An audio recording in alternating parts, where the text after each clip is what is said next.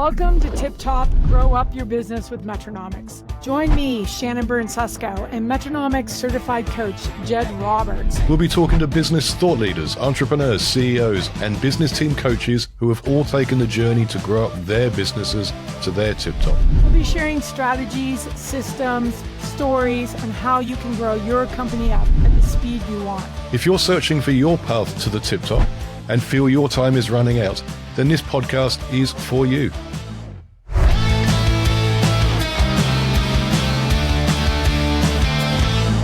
Well, welcome back, everyone, to Tip Top Grow Up Your Business with Metronomics. I'm super excited today to have a pretty special guest on that has a ton of experience growing into a CEO, going from a CEO to a CEO coach, meaning like the growing into a coach.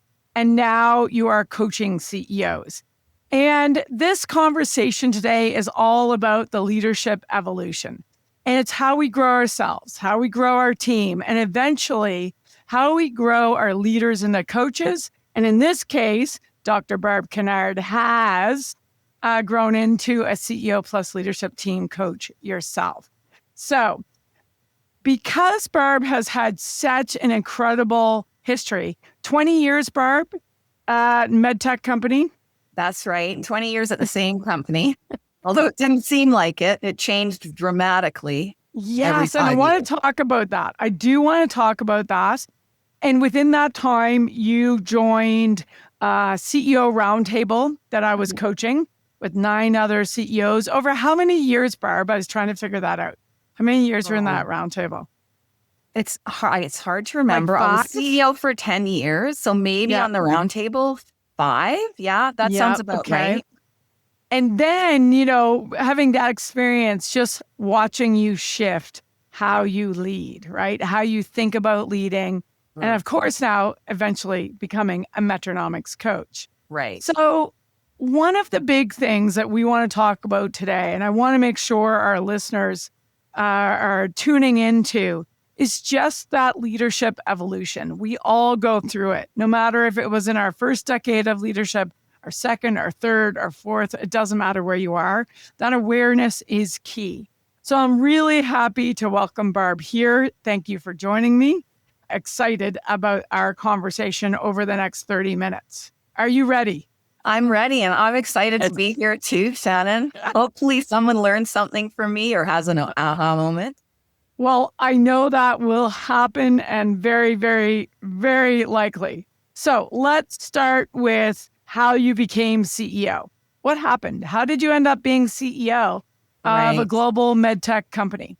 Yeah. So, I had been at the company for 10 years by then. I had started in the lab at the bench with a small team of people. So I think my leadership skills started there, working with a team.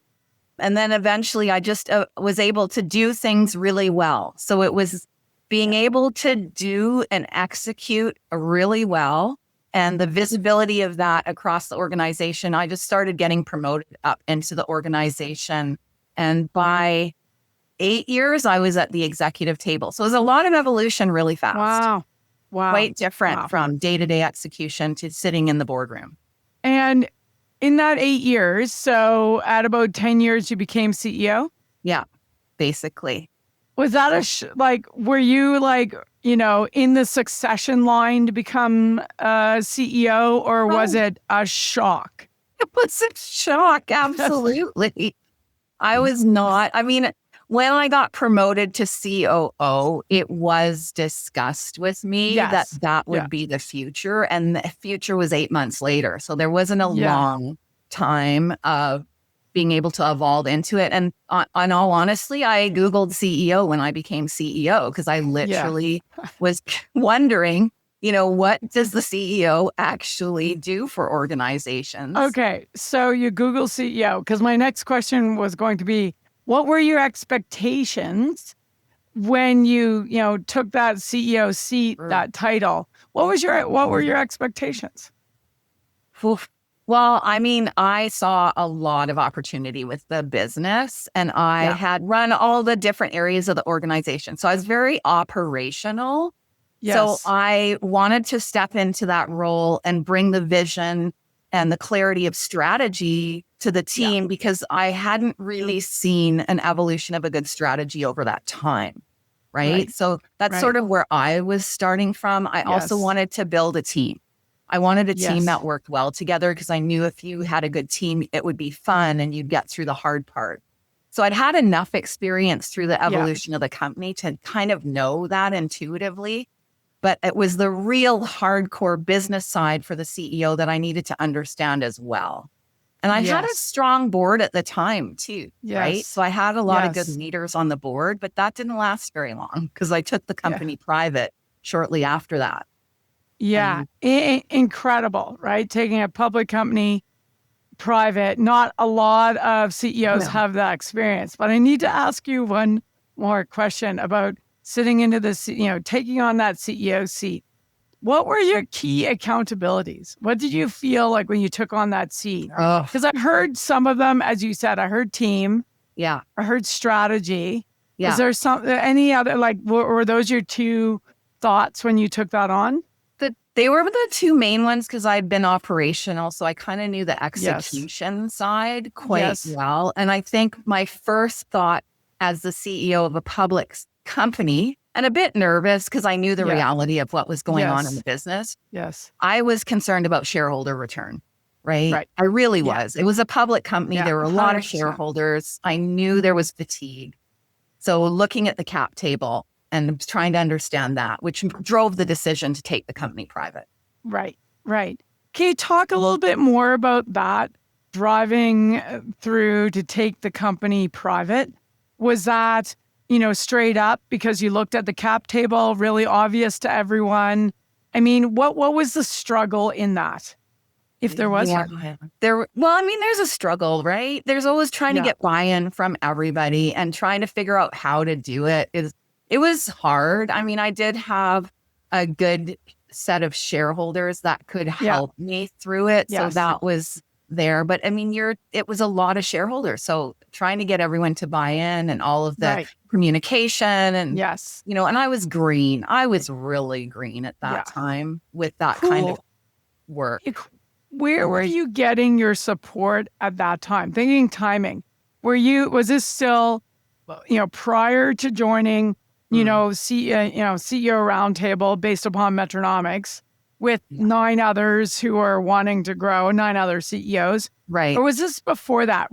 Give me a little bit of... This was the lonely... Okay, so we know you don't know what it's like until you step into the CEO role. You do know. You can look in and judge, blah, blah, blah. I stepped into the CEO role, that loneliness hit in right away. And I still had the mindset of protecting your team, which I grew out of over time. So I was trying to do it alone.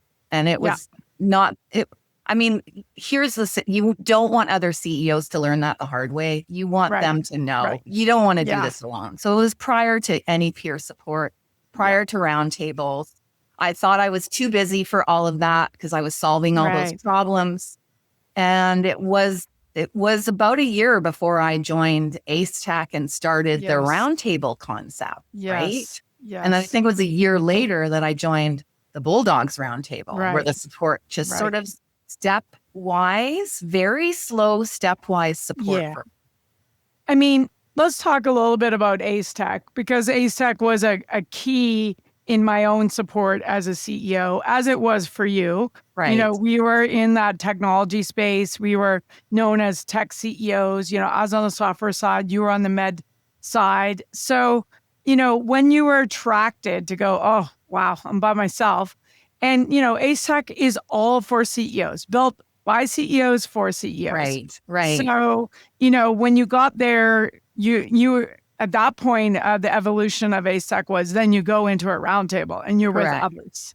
What were you looking for after being a year in that roundtable to actually come and join? Because, the Bulldogs, as we named it, was an Ace Tech roundtable, but had me as a facilitator who knew and understood a business operating system, a strategic business operating system. It was...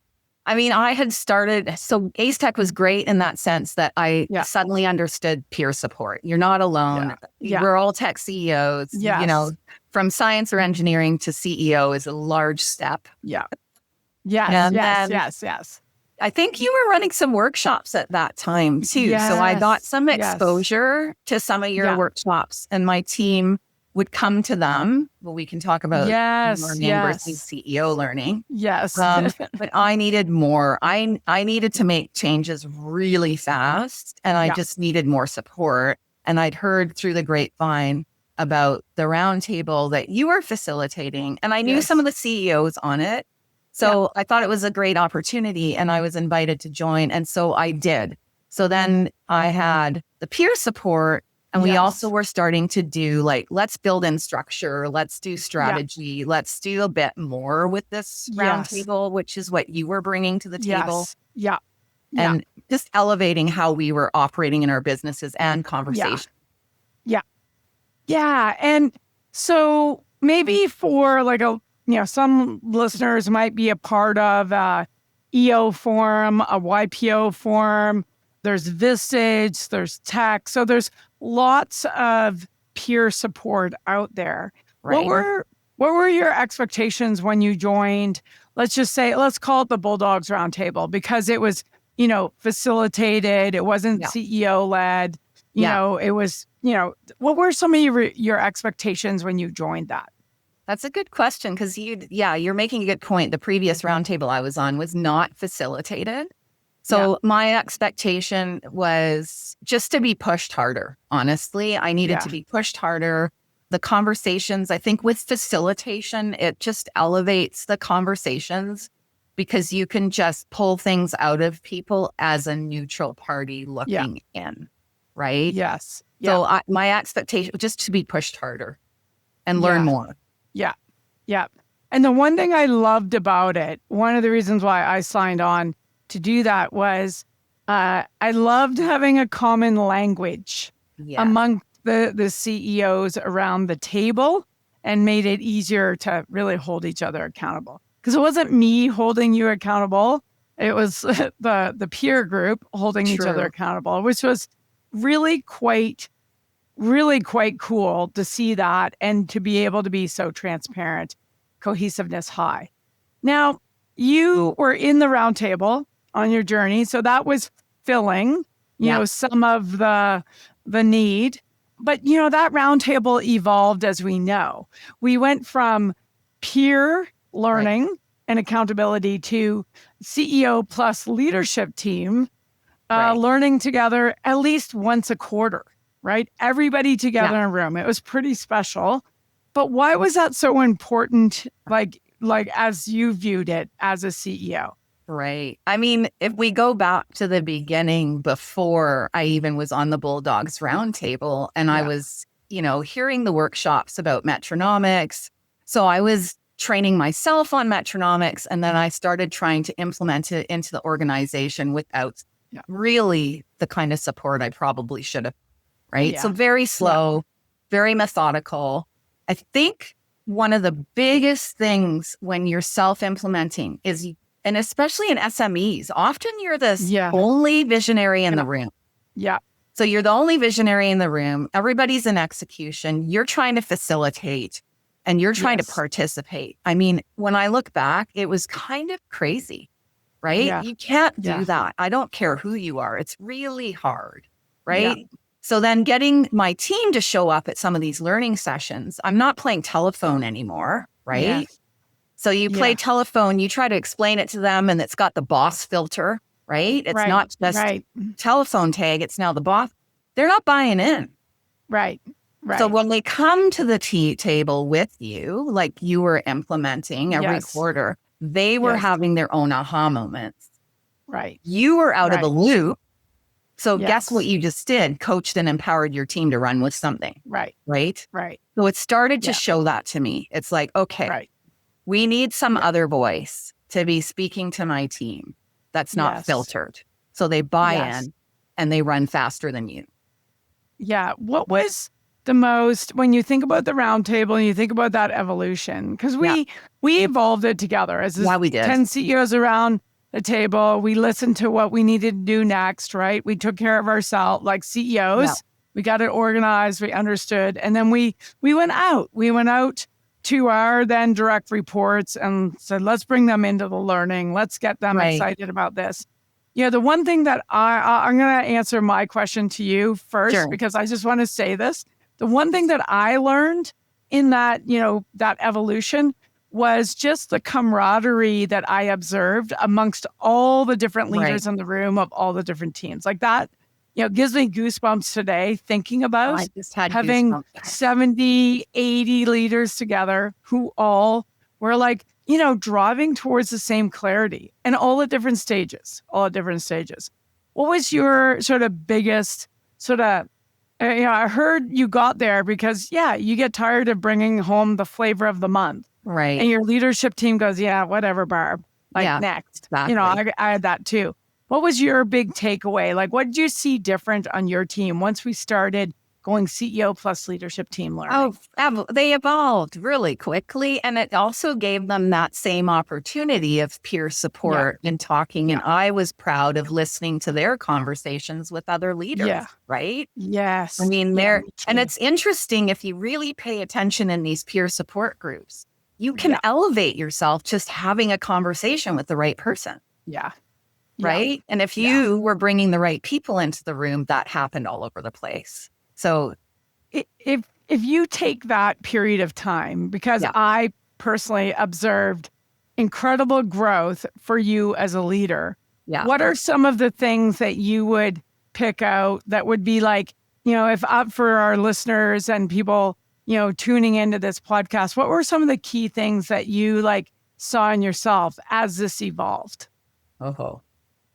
For me, I mean, the big change for me was the evolution from being in the business to pulling out. So everyone always says that, but there's that feeling of momentum, right? Yes. It's a momentum that starts to build.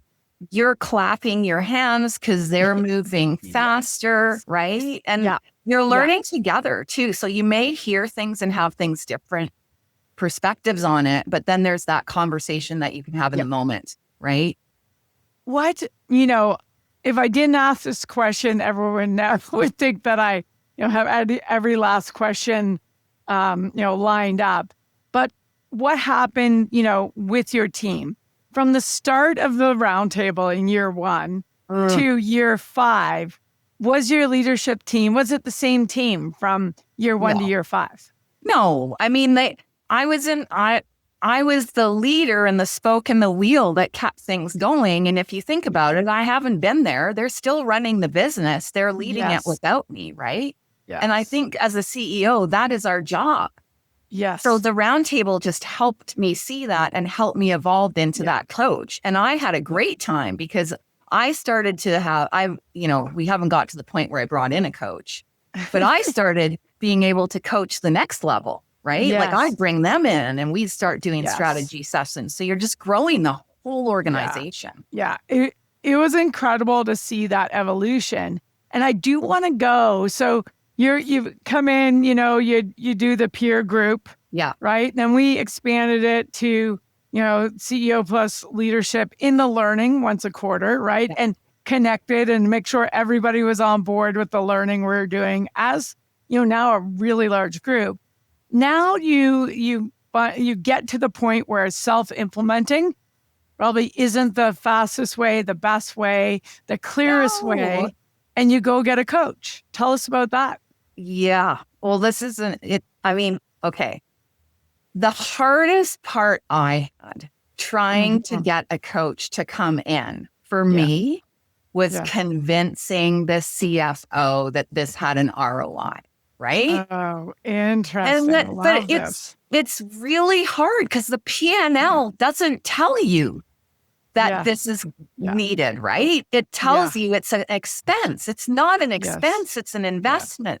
And 100%. I wasn't good at articulating that, right? Yeah. So I think we finally got there, right? Where we could see it with all this work together.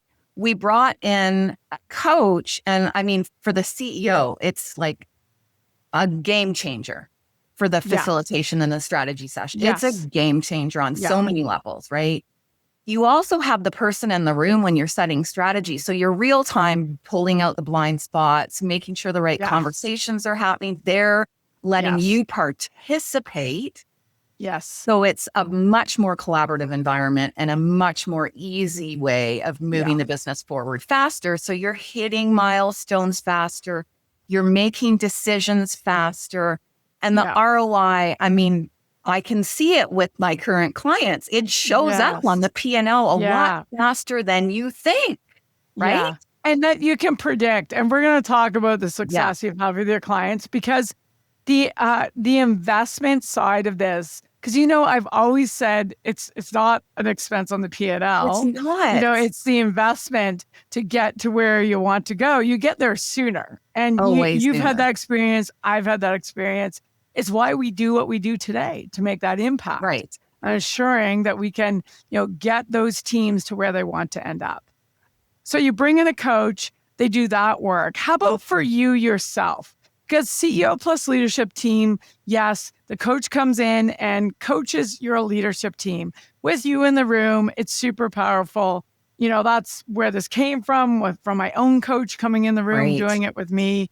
Like, it is game changer, right? Builds your awareness, all those things. But how about for you yourself in, with the coach directly? How did that work? What was the impact that it had on you?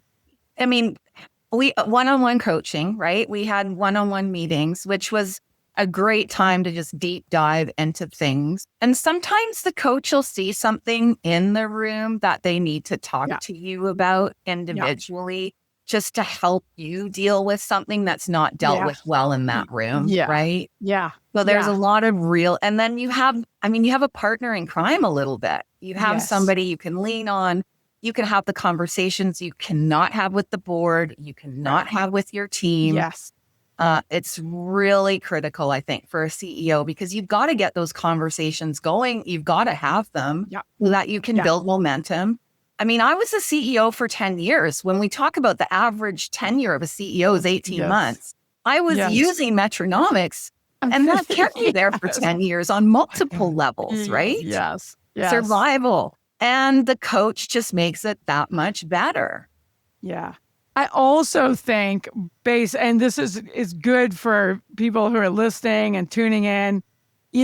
I can say this was from observing and being a part of the early years of that, is just your willingness to be coached, your willingness to be open, your willingness to go, I don't know it all. Here's what I think, and, getting the feedback. You're very, very masterful at that. But I think the biggest thing was you got committed to it, and you got your team committed to it. And a little bit of that cascade that we talked about really helped with that. Because in that roundtable that we were all, together, once you got a coach, you actually departed the roundtable once you had a coach. Some stayed. So more than half the roundtable after many years ended up with a CEO plus leadership team coach and stayed in the roundtable. Right. Now, I know you stepped out. Talk a little bit about what happened there, because you're losing a peer group. And whether it was financially or not, it's still, you had to choose, I think, where you had to invest your dollars. Yeah, I did have to make a choice at that point. So obviously keeping the coaches, it's closer to the business, and they're more in the business with you. Yeah. So it's a little bit more for sure. helpful, and they're with the team for sure. But the peer support, I can't emphasize how important it is, right? That's needed. And it's really funny, because I always expected a higher turnover in the peer group, the roundtables, because they would get a coach and go off. But because the camaraderie was so tight, it was probably a really bad assumption on my part, actually. Overall, you forget how important it is, because you're right. I mean, we're still friends with all those people, right? We went through tough times together. What's the best way to bond? Yeah. And we shared life experiences. It's not just Yes. about business. Yeah. I'm sorry, business and life are very close, right? Yes, very close. And we're fighting always to keep it in balance, right? Making sure Absolutely. one doesn't overtake the other for where you want to end up.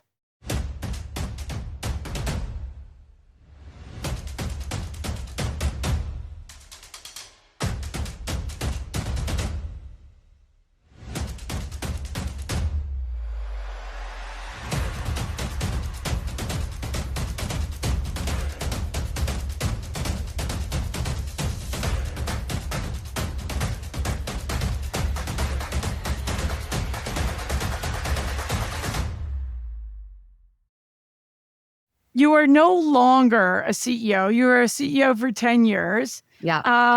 You exited as a CEO. Yeah. The team is off doing great things, growing, all those things. And you decided to become a coach. I did, because through that evolution, I became Yes. very passionate about helping other CEOs. Yeah.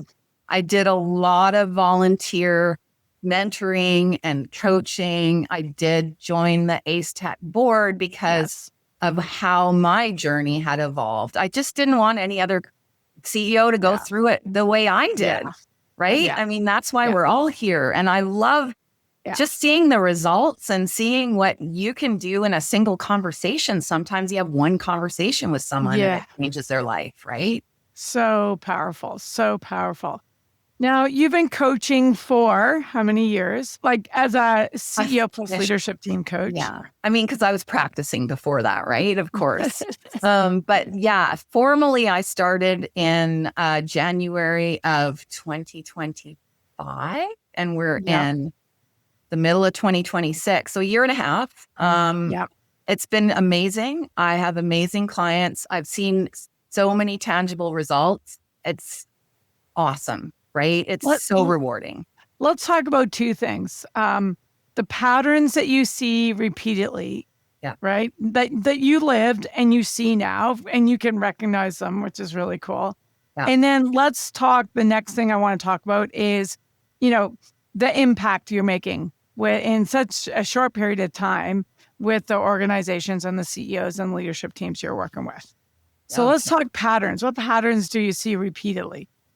Oh, well, I mean, the patterns are for sure the hardest decisions are when you are working with a CEO and learning that there's members of the leadership team that shouldn't be there. Yeah.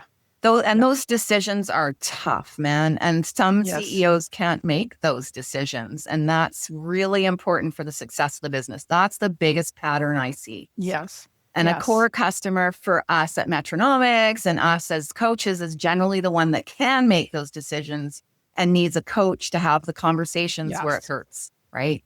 Yeah. This hurts. Yeah. So that's the biggest, most obvious trend across. Yeah. Yeah.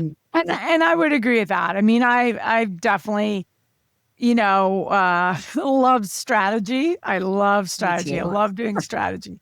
But we have to take that step to make sure we have that 100% A player team, surrounding the CEO. It's like number one. Yeah. It takes, and we're not the ones saying as a coach, oh, they can't be here. It's, bringing up the awareness. Exactly. Of where, and what and how is what's happening around that table. And so, for CEOs listening in, leaders listening in, other coaches listening in, what sort of time does that take? And what does that hold up? What time does it take to work with the CEO to actually go through it? Yeah. And it does depend on the CEO. I think what I've learned with my core customer, it's 3 to 6 months to really deal with it. 3 months is my minimum because it's blocking you. And it's blocking the business. And you're putting this person ahead of the team and ahead of the business. And those are the conversations you have in the sense of asking the right questions to build the awareness. Right? Yeah. So, and that's key what you just said. That's one of the biggest values I got by having a coach is asking the right questions.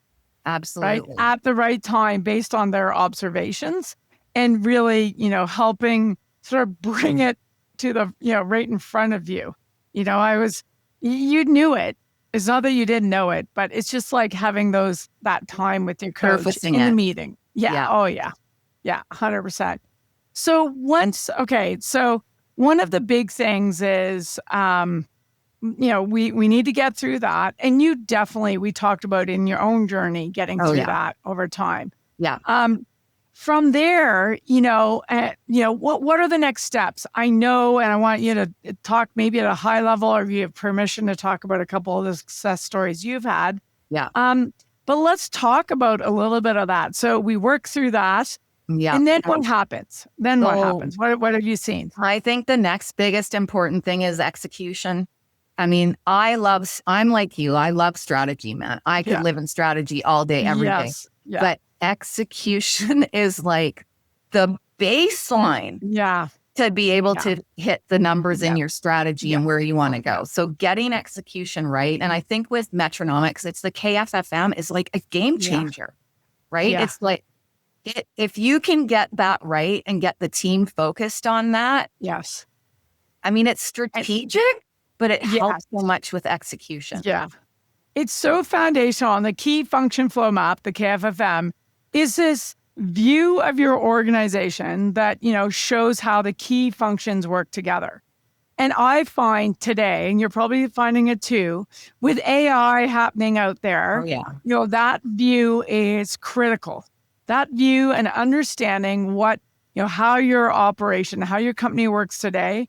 And then you can overlay where the gaps are. You can actually help apply AI to it. Right. What with the key function flow map, thinking about that view and its foundation. I always say the foundation of everything, but it sounds really cliche because it gives you the execution piece and gets you ready for the strategy piece. Once we get execution, going, then we're getting to strategy, right? We're getting to strategy. I mean, you can't do strategy without flawless execution. I think I'm quoting you, right? It's like you have to really nail execution, right? And I think it took me I knew that intuitively, but until I became a coach, I really, really see it now. Yeah. Right? It's like so clear.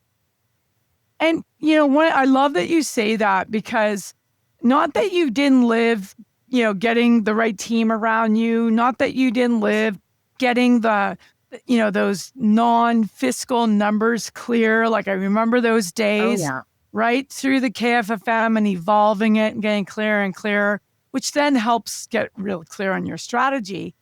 When you think of the success and that ROI that we started with, right? That you got the pushback from your CFO. Yeah. Where does a team start seeing some clear gains? Because we see it early. Where in your experience of coaching? Oh, it is around the KFFM. I mean, once you've got, and it is a bit of a cascade too, right? It's not like the leaders just own the level 1 KFFM. It's like when you cascade that out and you have everyone owning a daily metric, it's a game changer because now they're taking responsibility for what they do on a daily basis. Yeah. The strategic part is being able to link that to the strategy. Right? Like, yes, it's a metric. Yes, it becomes financial. Yeah. It's also a passion and it's about what you do. And it starts to link strategy to day-to-day execution. Right. And and that link is so key. Like I love taking a team through the initial view to, the next iteration till we get to the point that everyone's got their number around the table. And then it's, it actually cascades into the team because the team's rolled in the number. Right. But we have the score, like no different than any sport. We get the score and we get the team connected to the score. So you've had some great success with the clients that you've been working with. And I know you say it's been about 1.5 years, but I know you were working longer. And I know the system working with others. But you have some great stories. Can you talk about a couple of them where you where you got in there, made an impact with the CEOs you're working with? Right. And I have to say the CEO at the end of the day is still the reason it's successful, because they're the ones that are driving this, but they have to buy in. And I think that I can see, because I went through sort of learning who my core customer was at the same time. And it's the CEOs bought into this. The CEO knows they want to do this. Yeah. So it makes it easier for the coach right off the bat, right? Yeah. But it really helps. It's still linked back to the real game changer was when the team owned the key widgets that drive the financials and how it links to the mission and getting the team to buy into that. Suddenly the whole growth trajectory changes, the profit changes. And it's still mission driven, right? It's people are passionate about what they do on a daily basis and understand it's a give back, right? Well, I really love that you put all that together, because that's where, as you know, if anyone's listening in and going, what? Everyone gets a number, and you forecast that number down to the day, and everyone has their number. Like, the focus and the momentum on that alone drives that ROI on the investment, right, in coaching. I know that, I was probably the blindest ever when I was a CEO, because I just felt I got put into the seat, and I was like, oh, yeah, never thought I'd be in the seat at, 27 years old. Okay. I instantly went and got a coach. Right. And we didn't have a system. We got to build the system together. I asked for the system. I'm like, wow, you've done this 4 times. Can you just cheat a little and give me the system? Right. But, it's why I'm so excited about the system and the ROI. Now, you've had like triple digit, revenue growth, profit growth for not-for-profits, for-profits, Canada, US. And this is in a short period of time. A short period of time. It's Metronomics and the code. But there's a system in place to help. And it's really team alignment. At the end of the day, it's all about people. And the people, like if you're growing a business, you're growing your people and yourself. And if you're not paying attention to that, it's not going to work. And it's just going to be the same. Right. Because that's our biggest thing. It is. And it just links the people to everything. It's such a great way to do it. When you think of rolling from a CEO into now a CEO plus leadership team coach, because you are a CEO coaching your team, growing coaches in your team with your coach, and then you step out, you become a CEO, a coach of a CEO plus leadership team. What were your biggest challenges? Oh, wow. My biggest challenges? Well, for sure, once you've been a CEO, you have the capability of jumping in, right? So I'm not, that's just, you got to hold yourself back. That's the main thing. And just asking the good questions to get the team and the CEO to have their own aha moments and be able to implement and do it themselves.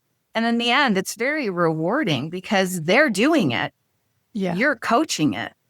Sports team, right? I'm on the sideline. Yes. And then you're training them on how to be on the sidelines too. Right.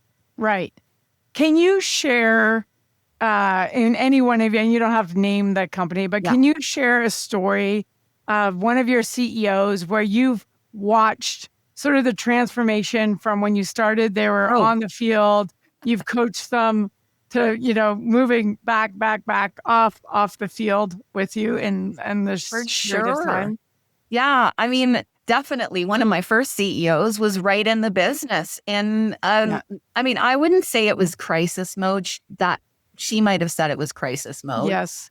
So she was in the business, right? And it took, I'd say, 2 or 3 strategy sessions where I started to see the other team members taking more leadership and her stepping out, right? Yeah. And then it just really evolved when the KFFM started to get cascaded out into the organization. Right. And it's always an evolution, but we're only talking strategy. At least Yeah. I mean, at least most of my CEOs and I are only talking strategy now. Every once in a while, there's a blip. It's usually a people blip. We all know that. Yeah. Yeah. Right. And we just work through it. But if most of my conversation is strategic, it's a win-win. Yeah. Yeah, absolutely. And when they go through that shift, right? What I love is the CEO realizes that, I can, there's clarity. Our leaders are starting to see it. They're working it out. How did that CEO feel? What changed with you working with that CEO? I mean, less stress, right? Yes. Less anxiety with, some of them that I've worked with, a lot of anxiety and stress. I had one CEO highly demoralized, right? Yeah. And just working away from that and into this is why we do it, right? This is why we do it. There's a lot of ups and downs in being a CEO, but that space where the CEO can now do what they want to do. Yes. Yeah. Which is strategy and vision and the big picture. Yeah. Do more, grow more. You've had some incredible success in increasing revenue organizations, profitabilities, year-over-year increase at 30+%. And raising money. Yeah. Raising money because there's clarity of where they're going. And how they're communicating. I know you have different types of companies. Do you just coach med tech, or do you coach all? Good question. Pretty agnostic, but I am very passionate about med tech. So I do have a voice when it comes to med tech and health tech and clinics, right? Health clinics. But tech CEOs, I love them. We got to work with them and help them. But I'm not, they're not all, and female entrepreneurs. I'd be like, right? Yes, anyone in the CEO, really, I love them, right? Yeah. You're trying to save the world somehow. Yeah. Yeah, well, you're trying to make that impact for what they need right now at that time. Nonprofit. Okay, I've got some rapid fire questions, just quick answers, snappy. Okay. I know. I didn't send them to you because that ruins the fun. Be more fun. Okay. Biggest lesson leadership taught you? Oh, self-awareness. All about growing yourself. Hardest thing for CEOs to let go of? Oh, hardest thing to say is I don't know. Hardest thing to let go of is probably control of the organization. Yeah. Gotta let go to grow. Best leadership trait? But my best leadership trait? Yeah. Or anybody's? Anybody's. Coaching, asking good questions. Okay. One thing that destroys trust fast? Oh, there's so many. One thing? Just one. I think that the radical candor and being authentic with your people is the most important thing to maintain trust. And even if something goes wrong and did take a little chip out of the trust bucket, go in and deal with it head on. Yeah. Talk about it, get it out and apologize. And I'm sorry can go a long way. Yes. One thing every leadership team needs? A coach. Best CEOs are controllers or coaches? Coaches. What gives you energy every day? Oh, coaching others and seeing them succeed. Just any aha moment in a day from someone else. Love it. Amazing. Amazing. This has been sort of a fun journey today because we've gone from early on, before I even knew you, to through a time where I worked with you, to when you worked with another coach, to now you're back in our world of Metronomics and in the community. So love that you're making an impact with us. Where can people learn more if they want about you? Oh, they can learn. Well, they can go to the Metronome website and they can see me there. I have my own website, quantumedgeadvisors.ca, and you can always find me on LinkedIn. quantumedgeadvisors.ca, and you're on LinkedIn. Yeah. And the customer Okay. success stories are on my website. So there's going to be more of those. They are so good. So Yeah. good. Yeah. So If you exciting. haven't, yeah. Yeah. I love that you have your website up. It looks great. Love that you have stories that go with that. And I love the journey you've been on. It really shows the evolution of leadership, is why I was so Yeah. excited about today. From driving everything to growing yourself to growing others. Now you're coaching leaders to do the same. Like, yeah, Super that gives fun. me goosebumps actually just saying that, because I'm on that journey too. Here's the final question. Okay. What would you say to a CEO who knows they need to evolve as a leader, but doesn't know where to start? Yeah. I would say get a coach. Where would they go? To Metronomics website. Or to see Or to you, me. yes. Yeah. And any coach, really. Really. I mean, yeah. It's I mean, agnostic. it's all about fit too in the end. So Yeah. come talk to me if I'm not the right fit. There's lots of coaches in your community, which is another thing that you do really well, right? We still are coaches learning from coaches. Cutting edge leadership, man. We are on the cutting edge. I'm so privileged to be able to learn from all of those people. Yeah, me too. Yeah. Selfishly, Big like privilege. love the, coaches, coaching coaches, right? In our community. For sure. It's fantastic. So if you, learned something from this webinar, you want to share a comment, you want to like it, please go ahead and do that. Thanks everyone for joining us on the Tip Top podcast this time round. This was a powerful conversation with Barb Kinnaird about leadership evolution, coaching, and what happens when CEOs grow themselves, their teams, and into coaches. See you next time. Thanks, Shannon.